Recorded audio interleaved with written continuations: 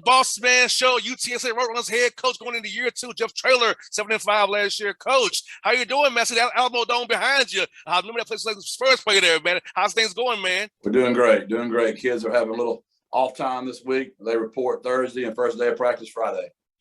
Now, Coach, what's been the importance of having your guys around this summer? Last year, you couldn't touch your guys to a certain point. So having a normal spring, a normal summer, how's that getting your guys' bodies developing, your guys' bodies, their minds as well, getting them ready for the season coming up here? It's been a blessing. You know, we got hired in December of 19. Then you had COVID hit in March. Then we had the George Floyd situation in May. Then we had the passing of Rashad Wisdom's brother, Bryce, in July. So it seems like since we've been here, we've just been dealing with one thing after another. So as much as you can call it normal, we had a normal spring, a somewhat normal summer, but I'm not sure. I don't even know what normal means anymore. I think this is a situation we're dealing with in our country and with what's going on with the virus, that unprecedented times for sure. And Coach, how's that helped your young men's mental development and growth as young men all together? Because all this adversity they're getting exposed to 18, 19, 20 years old. So they're going to help them when they get older. No, I totally agree. I think you're going to see some of the greatest leaders of all time come from this generation, just from all the stuff they're having to deal with right now. We chose to look at it as an opportunity. Some people looked at it as an adversity. Obviously, those were adverse situations. It was a great opportunity for us. We knew in the state of Texas and the South we were going to play football. So there are only 77 teams starting the year out. So 8 of our games were nationally televised.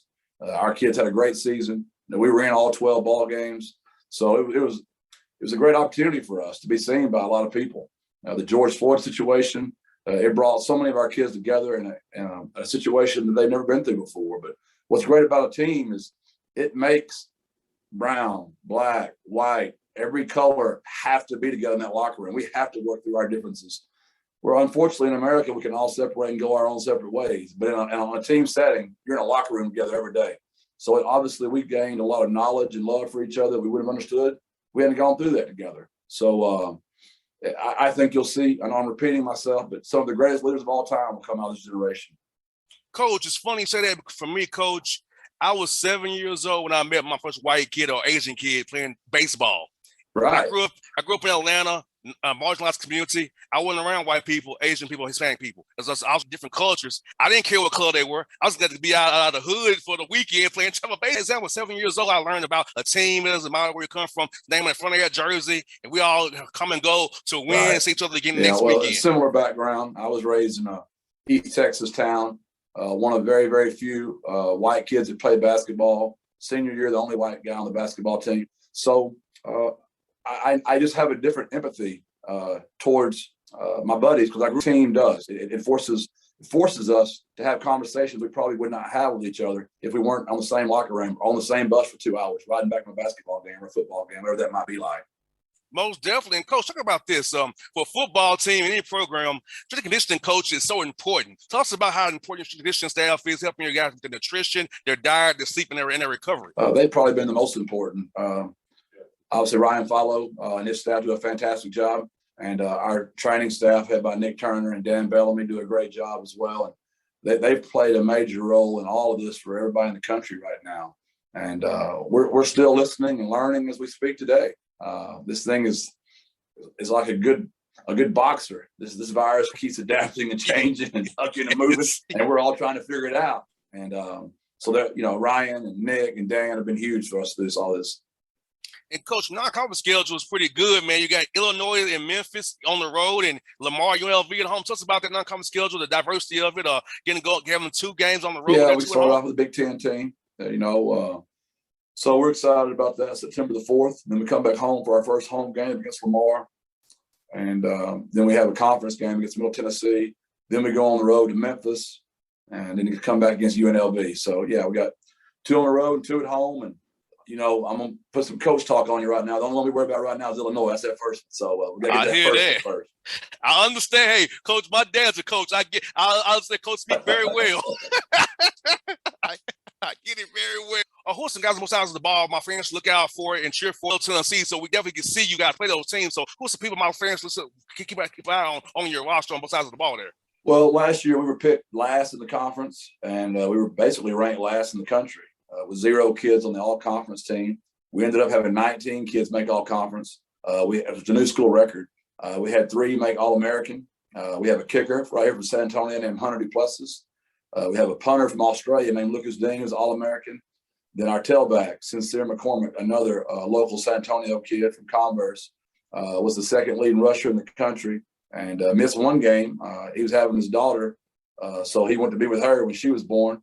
So who knows where he'd have been if he'd had to play 1 more game. So we're very excited about our team. We've got 21 starters returning. Almost all of our lettermen returning. Bring back 12 super seniors. So a lot of depth and maturity, and we're really excited about our football team. And Coach Traylor, talks about recruiting in Texas. I mean, everybody can't go to Austin or Baylor. It's always somebody is only left out. And if I'm a young man in Texas, I want to go to UTSA or UTEP and say, hey, look, hire, because I know I've seen guys go to bigger schools and not play, and they not getting drafted, and their careers are shot. So I feel like going to a city, great education, and play for guys like yourself is a good option than trying to go anywhere to play. Yeah, well, it starts with our city. We've got a fantastic city in San Antonio. It's the 7th largest city in the country. Very multi-diverse city. Like one of our, Marcus Davenport is from the city, and Marcus was a 1st-round draft pick for the Saints, defensive end for them, and played right here at UTSA. So we've got 4 guys in the league right now. We're only a 10-year-old program, so we're a program that's up and coming. And like I tell the guys when I'm recruiting them, you can go to UT or A&M, but they got about 100 years of tradition. Good luck breaking their records. You can come here. We broke 2 school records last year on offense. We broke a school record for most kids on all conference. You got a good chance to break some records when you're playing for a new school, new program. And Coach, how's that portal treated? You know, the transfer portal has been big in basketball and football. So how's it kind of going in and find a guy you need to plug on your roster if you need to? So how's it been for you and your staff trying to build a roster out, get you guys plan for that forward? And we got 5 starters. So, Mekhi Hart, our right tackle, was an All-American. Chuck Wiley was all conference last year.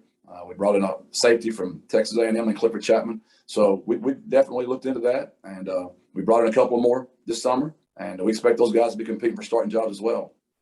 And Coach, for you, what point in your career playing football and in your youth you decided you want to become a coach? Because I know for me, my dad wanted me to be a coach. I said, "Nah, Dad, it's not for me." My dad wanted to be a coach. He was a young man, 18 years old. so at what point, Coach, you decided you want to be a coach and get in this business to help young men for the rest of your life? I was blessed. It's all I've ever wanted to do. So I was a lot like your father. I always knew that's what I wanted to do. So it's been very simple for me. My son, who I did not want to coach, he's coaching now as well. So, it's a calling. I feel like it was put on my life at a very young age, and I'm going into my 32nd year, and I haven't worked a day in my life. It's been a blast every single day. The kids are still the reason I love doing it.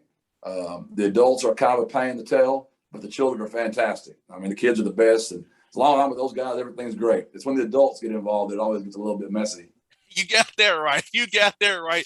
Talk about your league, Coach Traylor. I mean, it's a nice league. I feel like people should give it more respect than they do. It's great football. It's Conference USA all around. So talk about the depth of your league, on our side, in the league as well. UAB's been the one winning our side. Obviously, North Texas, Louisiana Tech have been good for a long time. Southern Miss, those are programs with a ton of tradition, been playing for a long time.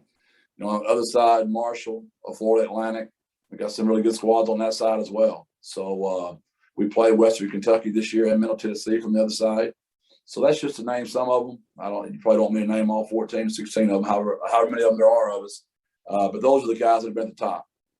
And Coach, for you, tell me this, Coach. Who has been some people in your career, personal and professional, really helped you out? Who are your mentors to help you when you have some downtimes in the role you're in these days?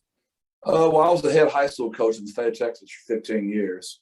So I had tons of high school mentors. But Charlie Strong's the one that gave me my chance and hired me at the University of Texas. I learned a lot from Charlie. So I'll always be grateful for him. And I also worked with Chad Morris, who was a Texas high school coach as well. So those 2 guys are the ones that, gave me great opportunities, a lot of responsibility. But Matt Rule and Matt Brown are 2 guys that always picked the phone up for me and always helped me anything I ever asked them. So I never worked for Matt or Mac, but just knowing them through the years, for whatever reason, I'm sure they treat everybody that way. But they've always been very special for me. Coach, I'm a big foodie, so I'm going to ask you this question about food. What is your favorite food spots when you come to Atlanta to recruit or come here just for a conference or whatever? What's your favorite thing to eat when you come to town here? Oh man, it's a great question. I'm always going to try the local barbecue spot. Whatever high school coach I go in there and see, I'm going to ask them where the best barbecue is. So they're going wherever they send me, I'm going to do that. And it's the same wherever I land. I want to know where the best barbecue spot is, and I got to try ribs. I got to go see where the best ribs are. So wherever that is, where I'm headed. Coach, we and you are very much alike. I'm a rib and shoulder guy. I'm real. I love the ribs and the shoulder. I gotta get some ribs and shoulder, some good sauce as well. More. Obviously, since we've been in Texas most of my life, I only recruited the Atlanta area when I was at the University of Arkansas. So I would go into the local high schools and hit the best barbecue spot they sent me to. So in Texas, I'm way more familiar. And it's interesting how different barbecue is in different parts of the country. And yes, it is. The only thing that I have in common, to me, I like it wherever I go, but it's so different everywhere. So I'm pretty sure you love Memphis. Go to Memphis, get that barbecue in Memphis for sure. I know you love that trip for sure. Already got it planned. Our coaches' wives are going to go on that trip, and we already got the best barbecue spot picked out. I hear that. And last one I got for you, Coach, this man. So the Hawks. So when I come to San Antonio, where should I go and get some barbecue at when I step foot in San Antonio when the Hawks come down this year? There's two of them I go to. Augie's is right here in San Antonio, more closer to our school. But downtown, Pinkerton's barbecue is very good as well. So Augie's or Pinkerton's would be the two spots I'd send you. Perfect. Well, Coach Traylor, thank you for your time today. This was real fun. I hope to talk to you again real soon. I'll definitely be cheering for you guys, man. It was a joy to talk to you. Let's do this again real soon, Coach. Thank you so much. Appreciate all you do for kids. Without you guys, nobody care about the game. So thanks for what you do. You're very welcome, Coach. Thank you so much, Coach, for your time today.